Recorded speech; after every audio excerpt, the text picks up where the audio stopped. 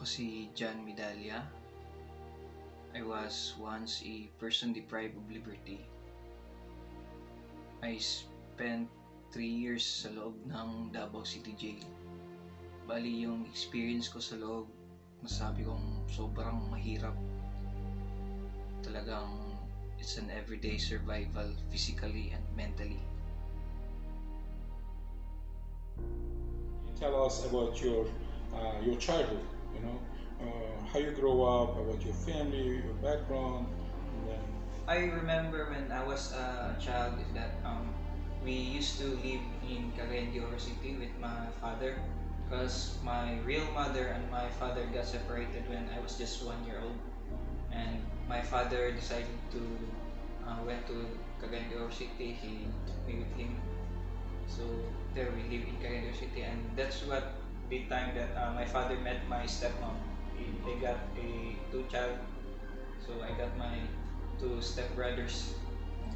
I remember I was being bullied by other children at that time when we were kids. It's because my other stepbrothers they look like mestizos. They are white in complexion. Samantala ako, ang timitim ko nung bata pa ako. Tapos they mistaken me to a adopted child. They used to tease me as anak sa liki na kawayan. So it's like more of a negative, right? Yes, it's more negative. And it's like it means you are an illegitimate child. Oh. So that's why I used to ask my father if I was really adopted. What's your biological mother? What is she? She was a teacher in Limasawa, Southern Leyte. So when they got separated, how old are you? I was just 1 year old 1 year at old. that time when my father took me. He told me that if I really want to see my real mom, so that's the time that he brought me to Southern Leyte, at Limasawa, Southern Leyte, to see my real mother. And when we came to Limasawa, Southern Leyte, I also meet my biological sister because Oh. I have a younger sister with me. Oh wow. So it's I really don't know what should I feel at that time because it really feels me awkward because I never grow up with my real mom and my real sister. How old are you when you met your? I was 10 years old at 10 that years time. old. Okay. And then you continue schooling with your mom, with your dad, or you stay with your dad, right? I already stayed at my mom at that time when my father brought me to my mother. So Also, you stay with your mom. yes. How long did you stay with your mom? I stayed with her until I graduated high school. Okay. Because at that time also my father stayed with us also. He left my stepmom. Okay, so they got back together. Yes, they came together. Okay, until high school you graduate. Yes. And then what happened after high school? I remember when I graduated high school, my father was really disappointed with me. I don't know why he was always disappointed with me. They used to get me out of the house. Okay, so And they don't want you there. Yeah, and they didn't want to support my study, my college education. So what I did is when I went to my grandparents, I worked at the farm of my lolo because he has this coconut tree. So I do the copra thing. I sell the copra so that I could earn money and spend money on tuition fee. And when I go to college, so I enrolled college at that time. I enrolled civil engineering. Oh, engineering. Yeah. Okay.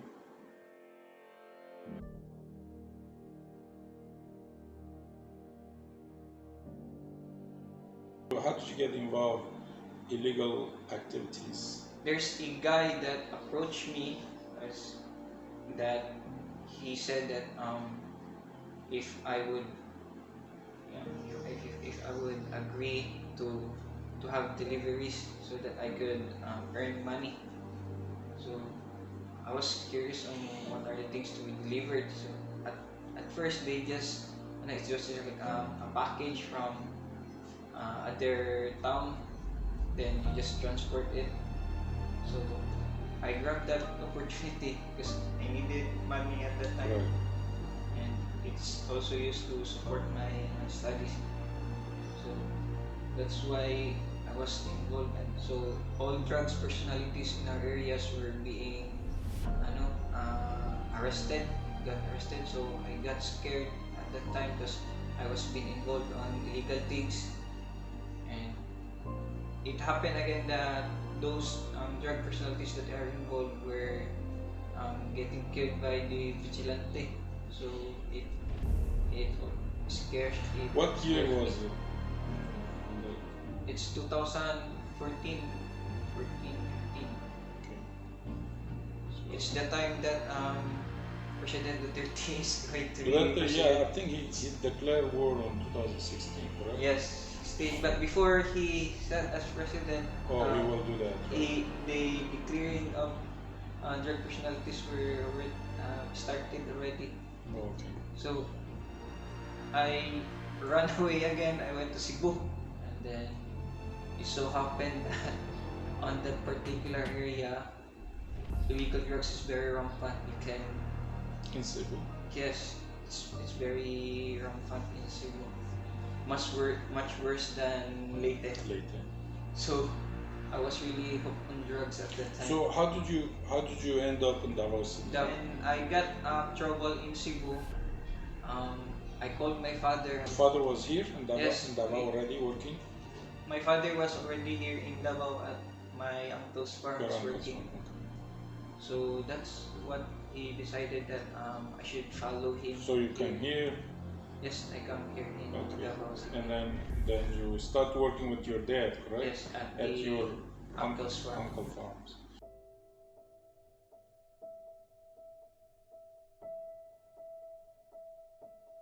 So and then what happened? When I went to my uncle's farm, when I was working at my uncle's farm, my father and my uncle had this arguments already. I was always being uh, part of the arguments that they had. It's maybe because my uncle didn't want me to go here in Davao because it seems like I was like a disappointment in the family, Okay. our other relatives. Because of So the you felt you're not welcome. yeah, it's something like I am not welcome in at my and my father's relatives. So um, really gets me upset at that time. Um, I when I went here in Davao, I was also engaged in drugs again. With Davao. Yes, because there's one man out who introduced me about where we can Get drug. drugs. Yeah. Feels like I was already hopeless. I don't know what to do with my life. Feels like I was totally waste. So you So I not, just not clear direction basically. yes. So how did you end up in Davao City jail? When my father and my uncle had a fight, get furious at that time. Like I was. It feels like I was a bomb about to explode. Because I feel so much hatred with my relatives, with my family that um, it feels like I was not accepted. Sure. Yeah. So what I did is that I tried to burn the whole place down and hit my uncle with a metal pipe. Then I almost killed him because he was passed out when I hit him. and but actually I was totally out of my mind Were when I you got drunk? these things. You drunk? Yes, I was really drunk at that time, and I was also under influence in drugs. Drug as well. So you were drunk and used drug. Yes. Okay. So I was actually totally blank. I really So don't know. Madalya, did you use drug? I mean, did you use drug because you, you said you're not being loved, you've been rejected. Is it that where you one of the reasons you used drug, or is it because influence of friend? What was it? I mean, why? I mean, why did you use drug and you know it's I think actually it's the thing that I feel really upset. So I just want to overcome all this upset. So I think by just drinking alcohol or using drugs, it would just um, ease what I felt not inside. think about it?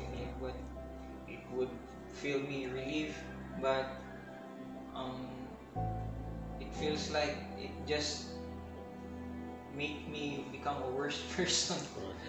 So it's And I really don't know. I think I was really unfortunate. It's because I always met people that used to tempt me on on getting on drugs. okay. So you basically had lots of bad influence, no? Bad Yes. friendship, influence, companion. So okay, so go back to, so then you hit your uncle. He was unconscious, and then police came there, or how? My aunt called the police, and then the police arrested me. Then they sent me to the police station at the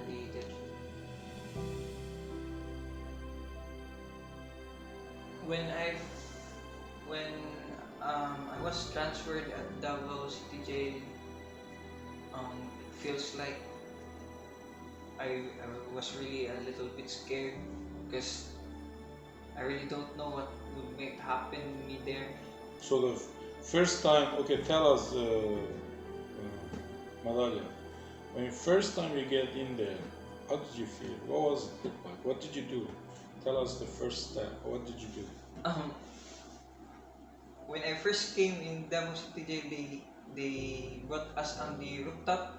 Rooftop? Yeah, it's like a rooftop because there was an office at the rooftop. Then they used to line us and check our luggage. There were 15 of us being transferred at the hospital at that day, and we could see all inmates inside on the top. So I got scared because there's a lot of people inside, and they all wear a yellow shirt only, and then the guards check all our luggage. And that was your first time going jail? yes, this was my first time going jail. They checked us one by one whether we had contrabands like cigarettes, cell phones, or whatsoever, and they just disposed our colored shirt. They only allow us the yellow shirt to wear because it's the only color of shirt that is allowed to wear inside the facility. We are actually scared because people at the inside the facility were trying to scare us. They're shouting on us that we should watch ourselves when we go down because when when we are brought inside, when we used to go down already and brought inside, we are brought on a isolation cell. Uh-huh. Yeah, it's where the um, newcomers are being brought first and So inside. they put you in an isolation cell, Yes. and then at isolation cell, how long did you stay there? I just stayed there for a month. Without visitation or anything, right? So, like, what did you feel? Feels like I was really feel hopeless. Feels like I don't have purpose already in life or purpose already in living, continuously living because I was really like I was total waste. So you didn't know what to do, right? I really don't know what to do. So you probably, did you regret what you've done? Yes, actually I regret it. I really regret what I've done because I won't end up in jail if I haven't done such things. So how many people were in isolation?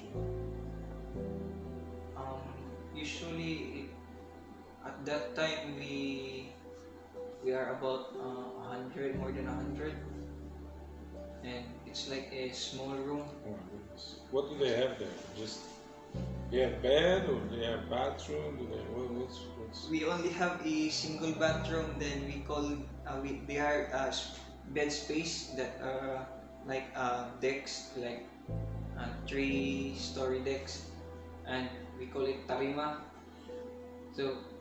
So since there are a lot of us inside in a single isolation cell, we could hardly sit properly. So we arrange ourselves on our sitting position really? so that we could all sit.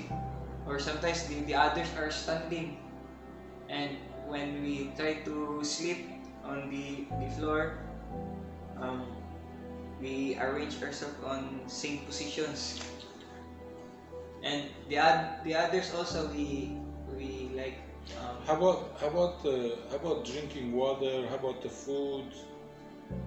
Like it's really hard to get water inside because there's only limited water. limited So they get water from the wells? Is it that water? Okay. Just So get the basically, because basically you didn't have any shower for a month, right?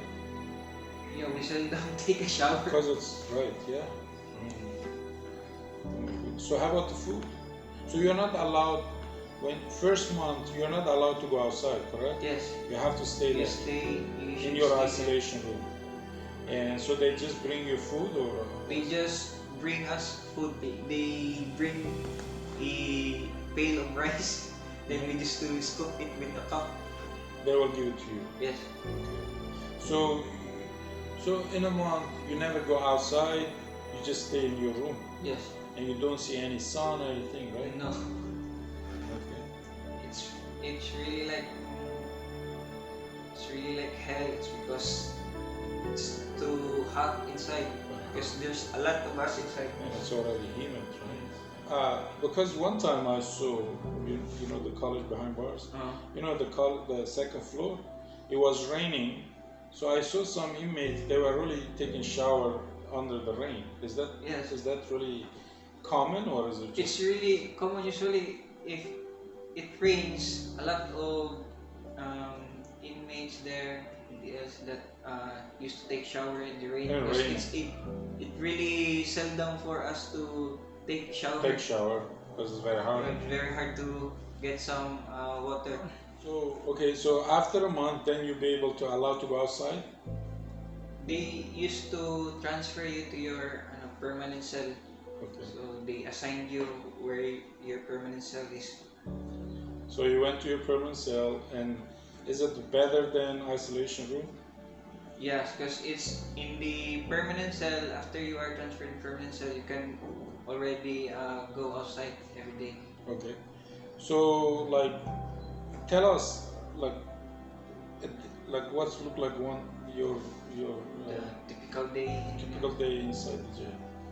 Actually, the typical day inside Davao City is that you wake up at 6 a.m. 6 a.m. because it's the time that the jail guards open every cells during 6 a.m. Is they lock it? Yes, Unlock? they lock it in the evening, then they open it at 6 a.m.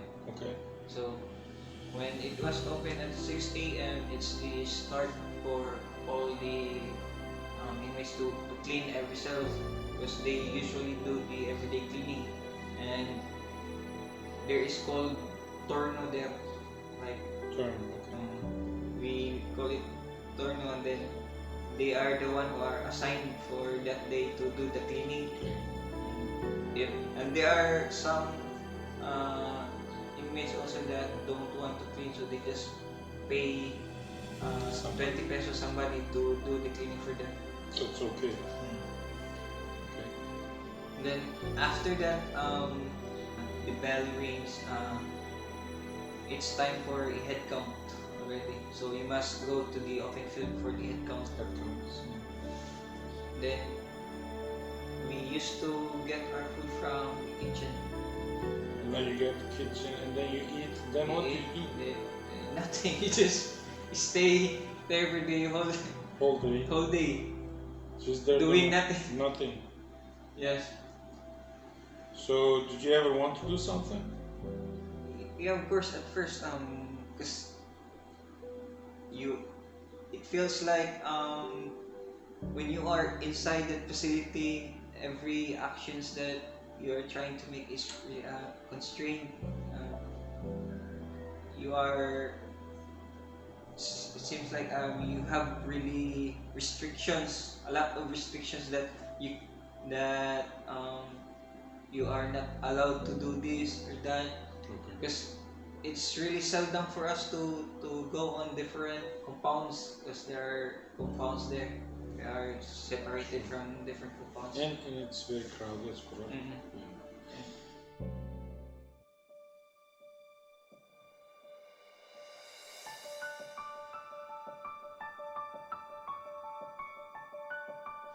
So then how did you hear about college behind bars?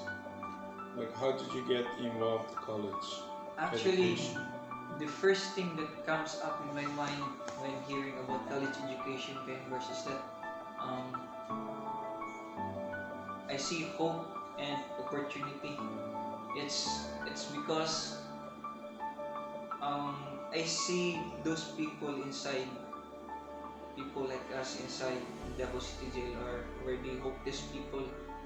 Like you can't even do nothing inside Davao City Jail. You just wasted the number of days, years that you've been there doing nothing. And I see it as an opportunity that maybe I could do something good for myself if I'll be part of that program.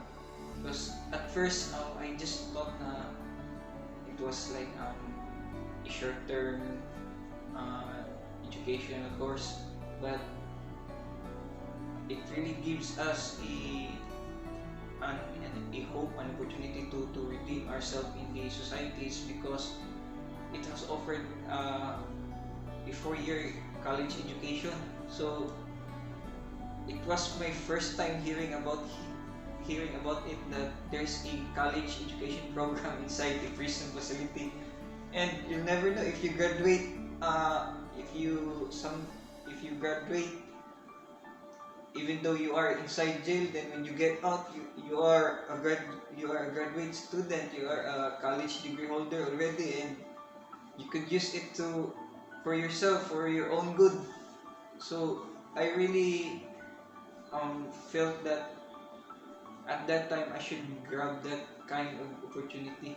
And there's a lot of us people in there who try to be a part of that program. So did you ever think about it? Because you start the college, correct? Yes. Because of financial difficulties, you stop, and then you go through all those troubles, and then God put you inside the jail, and now it says, okay, Madalya, you can finish your your college. Actually, your college in here, correct? Yes. Actually, I was also thinking that maybe God really has a purpose why I was being put inside jail. It really feels me amazed that there is something good that happened to me inside jail. It's not just I was locked up for nothing, but I was locked up to transform myself, to reminisce myself that I should change of who I am, to become a better person compared to my past personality. Right. So it was it was not a waste for you, correct? Yes. It was become a success because of the jail. It turned out to be bad, correct? Yes. I mean, it seems like bad, but it turned out to be good. So it was like you know. So what College Behind did for you is really is provide opportunity inside, and you do not have an outside. Yes. Right? Is that? So and so what's it look like to have higher education inside the prison? Because I know outside, you know, it's even hard to get a degree. It's a 4-year degree, right?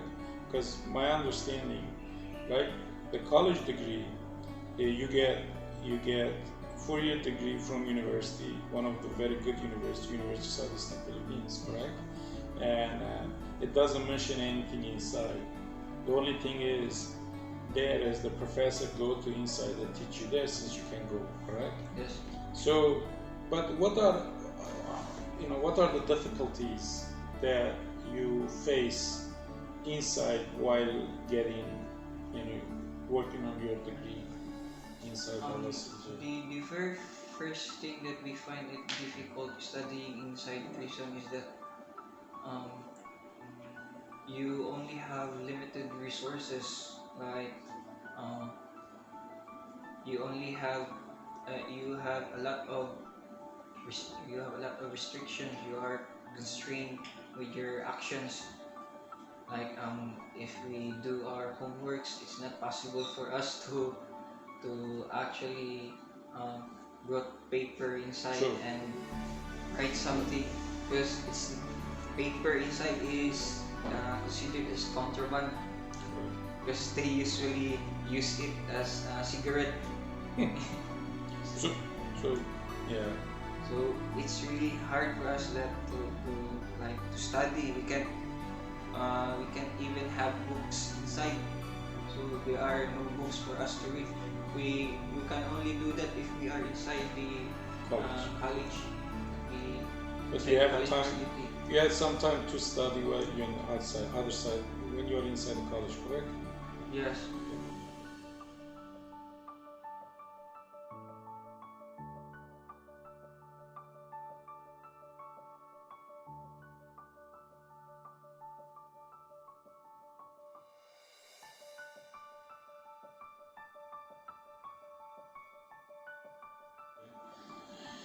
So, and then, so basically, what make a college behind bars a unique? Why is the very unique?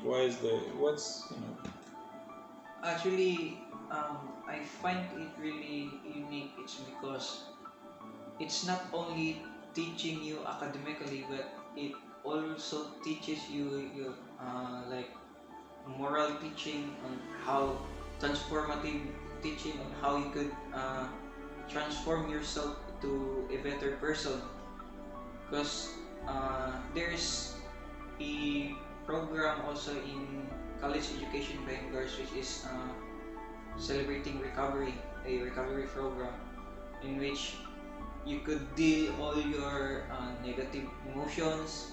You could deal all your um, personal aspects inside, in which you could relate it to somebody, and those people are willing to hear your stories inside, so that you could feel you could relieve yourself from any burdens that you have in life. True. So that is, so the steps to recovery program is really teach you to be accountable, correct? Yes. And to learn how to forgive, correct? Yes. And also take a responsibility, and of course, and be reformed, right? Is that what you learn? And it's also, as you said, is one of the first in the Philippines, correct? Yes. And incorporate the college academic within the recovery program. So then so you get out, you're released.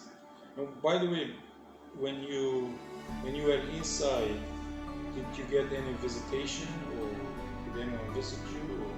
Actually, nobody visited me while I was inside jail. The college education behind bars already helped me to have my basic necessities inside. Like when I got sick, they brought me medicine. So I was really thankful about it, and I was really thankful to God everything that happened to me in that prison facility. It's because it really transformed my life into something different, something kakaiba, very very unique, that I could even believe myself na I would become a changed person. Because I also realized that I think I get to know God and become So you learn closer. how to pray. Yes, become closer to Him. It's because they teach us there inside while we are at the college education. Okay. So when you graduated, then what did you do? What was your first day in getting out? What did you feel? Feels like. What did you do? The first thing that I really did was I really shouted out at the gate that I was already free already. It was like I was overwhelmed that I got out, I got free. Yeah, go ahead. I was also worried at the time because when I got out, I got no place to go. But the college education behind bars also helped me to provide a place for me to go. They provide a home for me. So the MCI really? Yes, the MCI. It's become I was felt like I'm really grateful. It's because I was accepted and being welcomed as a part of the family. Right. And I'm really grateful about it and thankful about it. Were you nervous? Yes, I was first time, really like nervous. Why was you nervous? You thought of maybe judge me? And yes, that's what I really felt at the first place. But later on, I just recognized that I was surrounded by good people. That I never thought that they would accept me from what my experience, what is my past.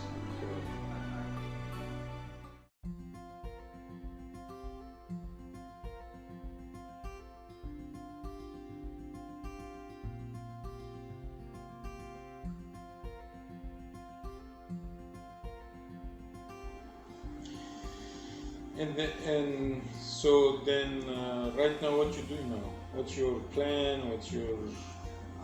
I was actually working right now at the Cariagal office at Attorney Susan's Cariaga. She helped me to have a job, and I was really grateful. It's because it's really seldom for us like ex-PDL to, when you go out, you could have a job right away, because it's not easy to secure a job when you got outside jail. And right now, what is in my mind is that I'm really grateful of everything that I have right now, everything that I learned from those experiences, and I really wanted to share it to other people so that maybe I could relay a message to them on how they should do with their life. I could say that the worst person that could ever be is that doing nothing in your life, or having no dreams, having no direction in life. But right now it feels like I want to build my dreams again. I want to have a direction in life. I want to achieve something else, because that would really make me feel that I'm no trash person. Uh, that would really make me feel that I was part of the society. And by telling the story to other people, maybe I could encourage somebody na to do good things every day, and to avoid everything that would grow in your life, because you'll definitely regret it.